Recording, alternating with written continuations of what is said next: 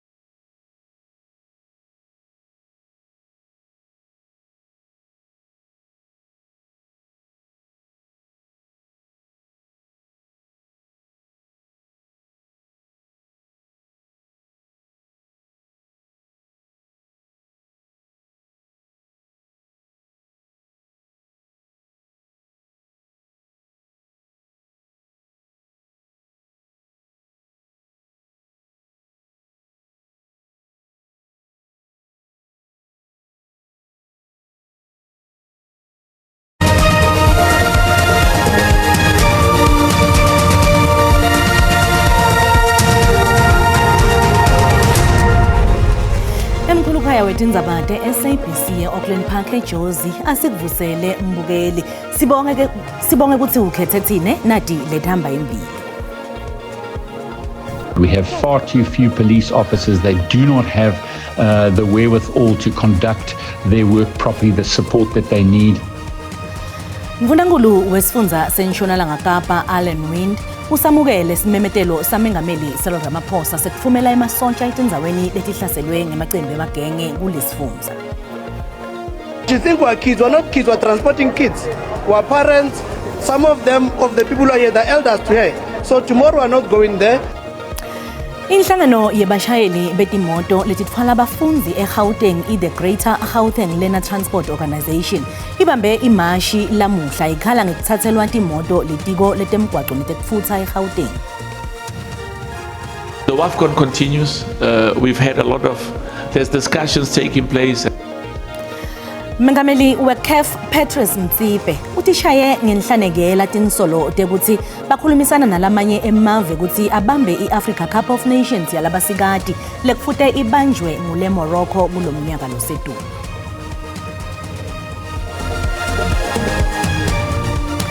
Mvundankulu wesifundza seNtshonalanga Kapa Alan Wind usamukele simemetelo samengameli Cyril Ramaphosa sekufumela emasontja etindzaweni letihlaselwe ngemacembu.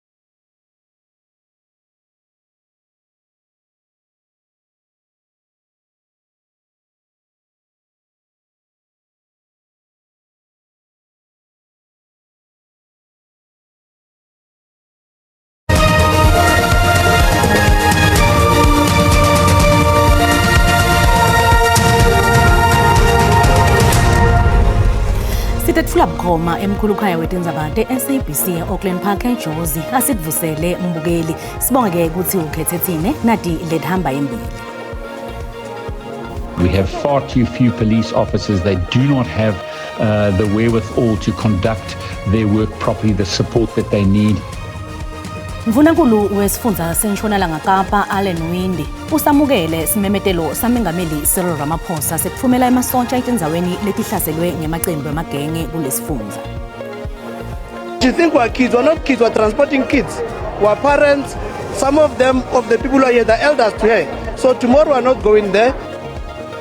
Inhlangano yebashayeli betimoto letitfala bafundzi eGauteng The Greater Gauteng Learner Transport Organisation ibambe imashi lamuhla ikhala ngekuthathelwa timoto litiko letemigwaco netekufutsa eGauteng. The WAFCON continues. We've had there's discussions taking place. Mengameli weCAF Patrice Mtsipe utishaye ngenhlanekela tinsolo tekuthi bakhulumisana nalamanye emave ukuthi abambe iAfrica Cup of Nations yalabasikati lekufute ibanjwe ngule Morocco kulomnyaka losetu.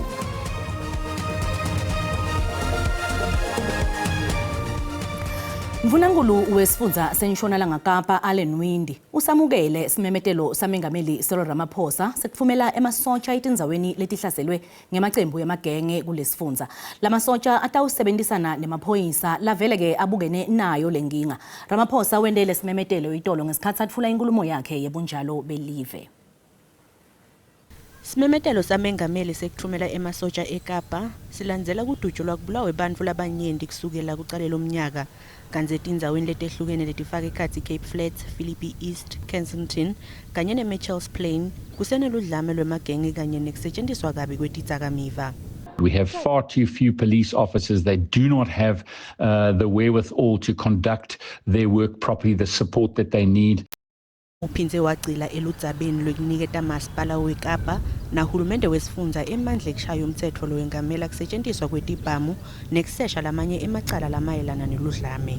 I must emphasize that the immediate benefit that would flow from the expansion of certain policing powers to the municipal level, specifically in the investigation of gun and gang-related crimes, this would make an immediate difference. Labalwisana nebugebengu eCape Flats bende lubito lwekutsi titeshi temaphoyisa letisetindzaweni letinebugebengu lobunyenti tidzalulwe njengetiteshi letibukene nenhlekelele. We heard him saying in the news that he will approach the Kokta minister and he will speak to the Minister of Police because we say declare state of disaster in the police prisons. Takamuti tase Cape Flats nemaphetselo tivete imibono yato ngesimemetelo sa Ramaphosa. I think it's a very good idea that the army is being deployed because of the high crime rate that's happening. I'm so happy because there's too many crime in Cape Town. A lot of people die because of crime. Tinhlelo tekuthunyelwa kwalamasosha tisengakaphothulwa. Labanye bosolwati etindzabeni temave emhlaba bakwamukele kutinikela kwamengameli Cyril Ramaphosa eludzabeni lwemigomo yekusebenzisana kwaleli nemave emhlaba. Ramaphosa uthi leli liyachubeka nekugcila kumigomo yemave eG20. Not be bullied by any other country in the world. Mengameli Ramaphosa kubeke kwacaca ukuthi kutimela kwalelive into lengeke kwancimbedwa kuyo. Budlelwane belive lakuleli nelasemelika bumunyu. Ramaphosa uthi leli vele tawakhela itikwesekelo sekubamba isikhundla sebengameli beG20 kuchubeka nekuhambisa embili timfuno temave laseningizimu. Drawing on the work of the G20 Extraordinary Committee on Global Inequality, we are working with other international partners towards launching the International Panel on Inequality. Uphinze uthi leli vele litibophelele ekuqinisekiseni ukuthula. Kepha kamuva lelive limemetele ukuthi emasosha alale ingcenye lehlelo lwamhlaphakano lesakuthula atawuhociswa eDRC. We have requested the United Nations to allow us to withdraw our troops from the UN mission in the DRC where they were serving under MONUSCO, with a view of consolidating our own defense force. Labanye bahlati bathi ludzaba lemigomo emave emhlaba lubekwe ngendlela evakalako nhlangothi tonke. It's always a balancing act that has to be crafted. And without any doubt, South Africa's foreign policy has always been anchored on promoting peace and stability across the continent. Mengameli uthi bafaka sandla ekusebenzeleni etiwelihlelo ekuthengiselana ngaphandle kokukhokha indleko ekuthumeleni imikhiqizo kuleli vekati kwenabisa kuhwebelana emkhathini kwamava ase-Afrika nekukhiqida ngebunyenti netimboni. Sikubutile mbukeli ukuthi ingabe utibona tifezeka yini tethembiso letibalwe ngumengameli enkulumeni yakhe ebunjalo belive itolo. Umbono wakho uyalandzela. Cha msakade ithemba sekude ngoba sesithe lesikhathi solo sithenjiswa into singalungiselwa sesiyobona ngabo mhlazane balungisa. Amathemba sephelile ngoba minyaka yonke kule sona yakhe uhlale ekhuluma izethembiso engafezeki njalo nje sihlale sibamba udonga manje lento lena isifakile incindezi siza kamizi zaseNingizimu Afrika. Seziningi kakhulu izethembiso mongameli ekudala ezenza nezingeyompumelelo. Ithemba lincinci kakhulu kumsenda obona ngokho. Mina ngibona ngathi zizofezeka ithembiso ezenzile umongameli.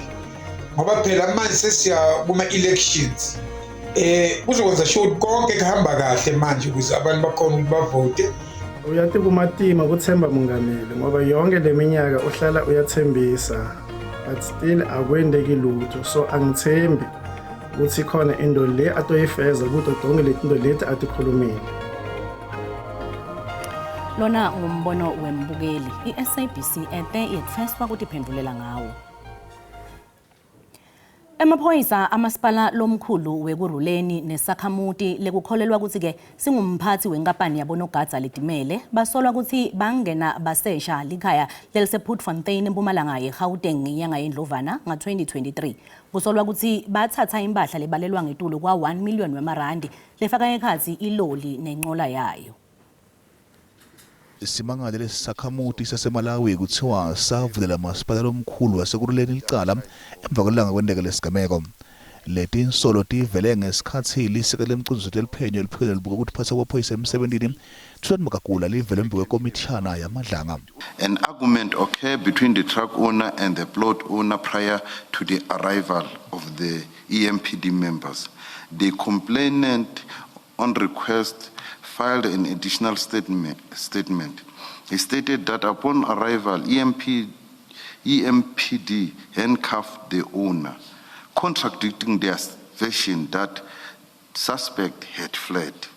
Makakula uphinza utshela komishana ukuthi IPD azange seyithole imphumela lehlelo leqiniso etigwegwe noma tinyathelo tathathela lesebenzela lomasipala lethensekako. They have enough evidence to start their own disciplinary action. Even before I took over the investigation, they have all the facts. Kuvele isolo tekungalandzelwa kwemthetho eliphikwe namaphoyisa amasipala asekuruleni lekomishana. Makakula uthe kunamacala laphenywako lafaka ekhansi tinsolo letimatima kuto kufaka ekhansi kuhlukunyetwa kwamacansi kwabantwana abancane bahlukunyetwa amalunga loluphiko. There was another case that I have done of a white male officer who was working at K9, also raping a child of his friend. He was also found guilty. Umsebenzi walekomishana uyachubeka. Inhlangano yebashayeli betimoto letitfala abafunzi eGauteng i-The Greater Gauteng Learner Transport Organisation ibambe imashi lamuhla ikhala ngekuthathelwa timoto letiko letemigwaqo netekutfutsa kulesifundza. Lenhlangano imashele etindlini tesishayamthetfo lapho ke ishiye khona incwadzi tikhalo. Lenhlangano ikhala ngekuhlukunyetwa imithetfo yelitiko letekutfutsa naletinye ke tingcinamba. Umphathiswa walelitiko uniketwe emalanga lalishumi kutsi aphendvule lencwadzi tikhalo. Lokhulumela inhlangano yebashayeli betimoto letithutha abafunzi etikolweni eGauteng uthi akusito tonke timoto letathathwa litiko letekutfutsa kulesifundza lebetingekho esimeni lesivumela ukuthi tibe semgwaqweni. Uthi lenhlangano angeke ibe ingcenye yemhlangano lobitwe litiko letekutfutsa nemigwaqo kulesifundza njengoba umphathiswa angakabi nesikhathi lesanele sekubuka letikhalo labakhala ngato. You think we're kids? We're not kids. We're transporting kids. We're parents. Some of them, of the people who are here, the elders to here. So tomorrow we're not going there. The MEC must convene a proper meeting, and as per the memorandum, we need 14 days for her to respond. Umphathiswa waleli tiko uthi lo mhlangano utawuchubeka kude kutholakale isisombululo kule nkinga. Uthi kuphepha kwebantwana kufuthi kubekwe embili. We are hopeful that they will come. There's those who intend not to come. But then what is the point of raising issues and when we say come, let's sit down and you don't want to come? Lo mhlangano utawubanjwa kusasa e-University of Johannesburg ngemva kokuthi uhlehliswe evikini lelengcile ngenxa yekugcwala kakhulu. Kuchubekela embili nesiteleka sebashayeli betimoto letitfutsa bantwana besikolwa samukela Aubrey Ramarutsi lolusekela lamabhalane jikelele we-Gauteng Education Transport Services nobeke iGETS ngalamafisha. Asikubingelele sikwamukele tindzabeni Aubrey. Ngiyabonga and to your viewers. Aubrey, ingabe yini lenikhala ngayo nibashayeli betimoto? Uqala sikhala ngakho ukuthi uMEC ithe kuqala kuvula ikolo. uMEC wenza i-operation yokuthi there's operation back to school. Then on that operation back to school bekune program yokuthi we are going to senza show ukuthi sizohlolwa imoto esigibeza abantwana besikolo ukwenzela show ukuthi zisemgwaqweni nokuthi nama driver khona aphethe into zakhona zokushayela like amaphepha okushayela aqondile. So masiloko silapho uMEC started to impounding ama vehicle kwathatha imoto zabantwana abathwala imoto zesithwala abantwana besikolo. Then the MEC did not even consult nathi akakhuluma ngalutho nathi ukuthi no in terms of that program because they've changed regulations on the information on application of operating licenses. So that information, when it was changed, we were not consulted as a scholar transport industry. So that is the reason that it brought us here, because part of the vehicles were impounded as in a receipt okubonisa ukuthi u apply for operating license, because masicala you apply then you get a receipt, then they left to process it mabaqeda ukuyiprocessa bayakuniketa yona ke. So abangafumananga ama operating license imoto zebo ziyeza imphandwa and currently abasana ne income ukuthi bazo sustain imndeni yabo kanyo. Aubrey, ngabe nitamile yini ukukhulumisana nelitiko nobeke umphathiswa ngetiKhaloteni? Yebo, siqale kudala ukuzama ukukhulumisana no MEC. Sibhale incwadi eziningi eze ku-office ka-MEC. Uphendulo sithole ku-office ka-MEC ukuthi we have noted the receipt of your correspondence. Manje phathi memorandum yethu bekuthi uMEC makavule ama-platform ukuthi sibe nama-discussions, sihlale phansi naye sixoxisane ngale ndaba yokuthi siyenza kanjani ukuthi abashayeli bezimoto zabantwana besikolo baya-complya and bayenza into ezisemthethweni. Aubrey, kube netikhalo la lekubuya kubatali bebantwana ukuthi ke timoto teni kungathi adikho sesimweni lesikahle sokuba semgwaqeni. Ngabe ke nine nilitiko niyetama yini kwenta sicinisekiso sokuthi tonke timoto letisemgwaqeni tikulungele kuba khona? As ama association into esiyenzayo maqala unyaka ama member affiliate ngonyaka annually. So maqala unyaka makuvula ikolo ama member kumele alethe imoto zabo kuma office yama association. Unfortunately ukuthi ezinye zazimoto esithathiwe as belonging to an association, ama private scholar transporters abangabhalisanga na ku association. Manje iba inkinga ukuthi siyazi kanjani ukuthi imoto zethu or ezabantu abas operate layo privately. Stanibona yini nibuyele emsebenzini leliviki lelitako? Hayi siyabuyela. Sabuyela, the action was besenzela namhlanje kuphela sambisa imemorandum because besesikhathele ukuthi sikhuluma noMEC kodwa akasiphendule. Sabona ukuthi nokuhlukumetheka kabantwana transporting because mabamiswa amaphoyisa kuba ukuthi bayahlukumetheka because ngendlela babayehlisa ngayo emotweni ayibi indlela emnandi. Manje umntana ugcina aba ne depression or aba ne state esingekho right. Aubrey, ngabe simo sinjani kunginyalo njengoba ke bantwana bahleti emakhaya? Kuniphatha njani lokho njengenhlangano? Akusiphathi kahle.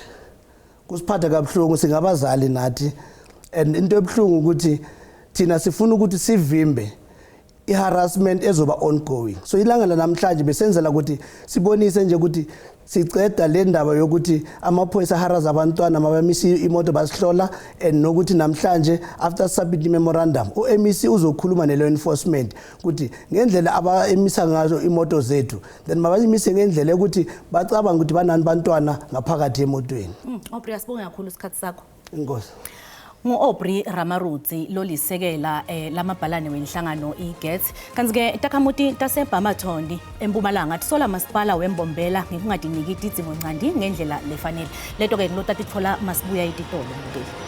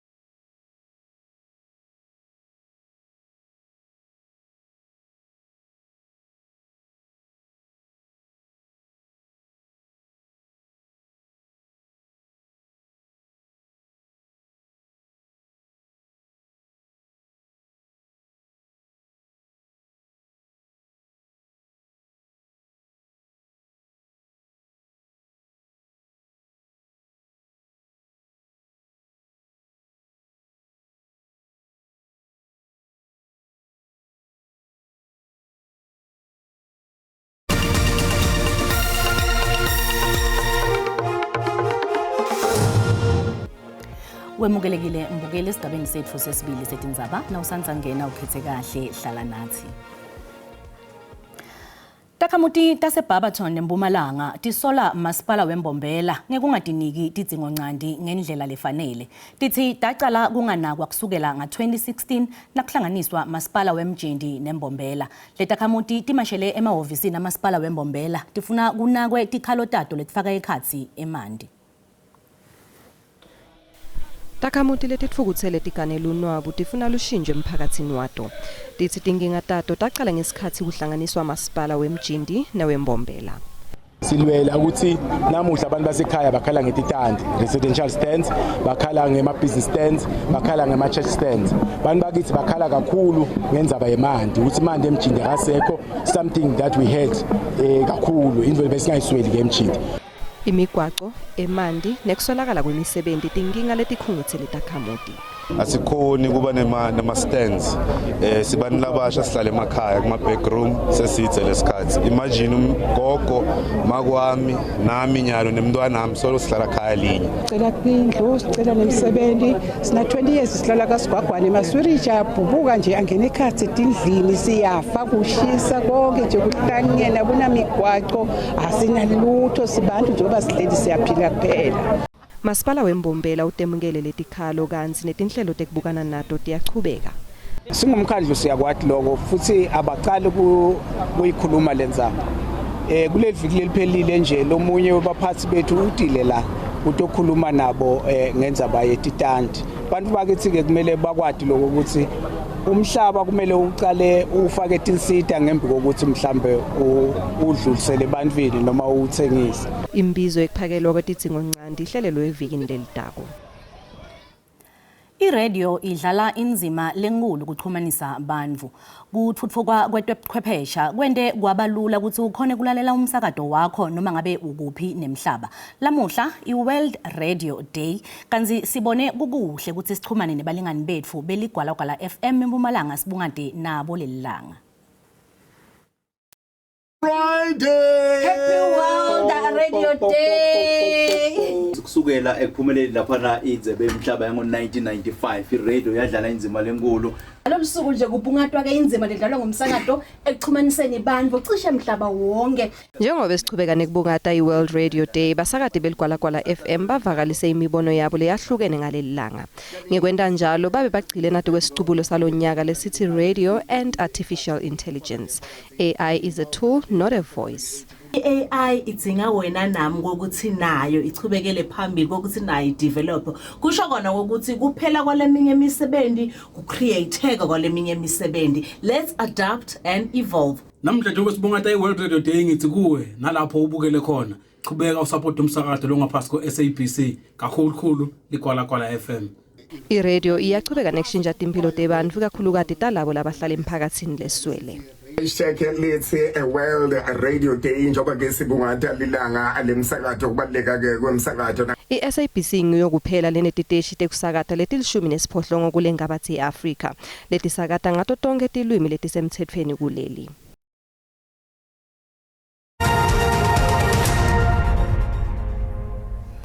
Nasivakashele timakethe tetimali sitfola ukuthi lirandi lehlile nalicathaniswa netimali takulamanye emave.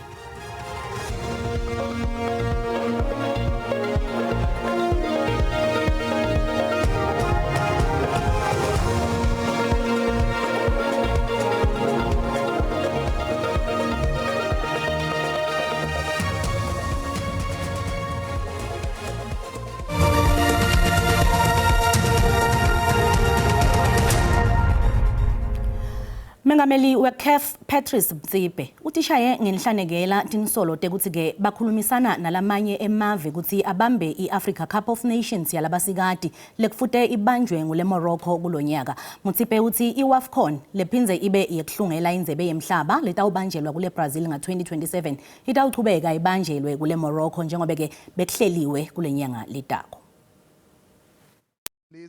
Mbiko leSlimoroka alisana inshisakale kubamba umquzelano weAfCON kulandzela isigameko lesendeke emidlalweni emancane eAfrica Cup of Nations yanga-2025 emkhatsini kwalelave neleSenegal. Mtsipe usikukhulunyiswa nalamanye emave kepha kwaba letinkinga tekuthi kufute kushintshwe lokunyenti kungako le Morocco litokuchubeka libambe lo mquzelwano. The WAFCON continues. We've had there's discussions taking place and there's a lot of competitions. You remember Morocco came to assist because there were many countries that wanted to host it, but because we didn't have time, our standards were very, very high. ICAF seyicale tinhlelo tekuvakashela amave lamatsatfu lekufuta bambe eAfCON nga-2027 lekufaka ekhatsi leTanzania, leKenya nale-Uganda. Mtsipe usile AfCON itawuchubeka njengoba kuhleliwe. The AfCON next year in Kenya, in Tanzania, in Uganda is going to be enormously successful. Mtsipe uphindze wavakalisa AfCON nga-2025 libe banjelwe kule Morocco ibe yimpumelelo njengoba yinde inzuzo ye$1 billion. Kunasibusiso Mahlalela kulethamba embili kulephuma embiteni kuligwalagwala FM. Sibu Lishonele Rebecca siyavusela kumbukeli kuzoba tesiswati ekhaya ku-SABC1 nathi ke lesiphethe kulihlelo letiphuma embiteni okulosihlanu nzambama njengoba sinelitiko letekulima nethuthukisa kuzoba tasemakhaya kude ke sitawubuka kabandi kubhedwa kwesifo sematela kulesifundza seMpumalanga pheceleti ke i-foot and mouth disease njengoba sinakuva sike uhulumende kakhulu ke nalike litiko banatiphi inhlelo kulwana nasi ngesifo kanti ke umhlaba wonke namuhla ubungatana lelisuku lelikhulu iWorld Radio Day simemekelo myeke mkantshubova ngaphambili lodwa kakhulu kumsakazo lugwalagwala FM kuthi ke sitawubungata naye ke nalike lisuku iWorld Radio Day. Sibonge kulo kelithimba eGoli bela sondvele hlembukeli ekhaya. Sibonga kakhulu kuye Sibu tiyaguca atalamuhla asiphindze sihlangane ngalokutako letela maledi tingensimbi yesikhombisa ngesizulu ungaphuthelwa simo selitolo ngemva kwetitolo busuku lobuhle mbukeli.